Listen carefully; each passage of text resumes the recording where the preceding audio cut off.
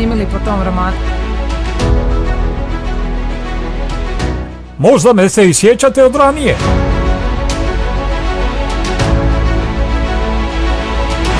A znaš kako Ivica plaća? Šta je Ivica plaća? Vi, mladiću, niste baš jako pametni, jel da?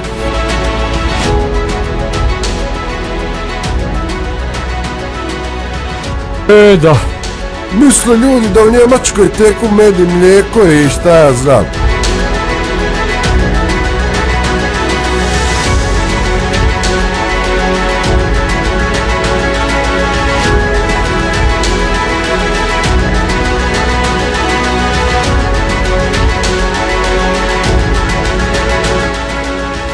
Koja si ti ni stariji?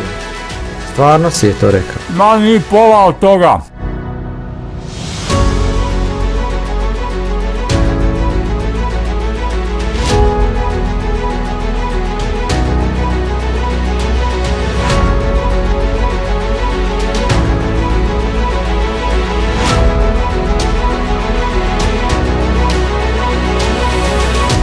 Dakle, njemu daš lovu i to ti je ta fora, ne možeš ga promašiti.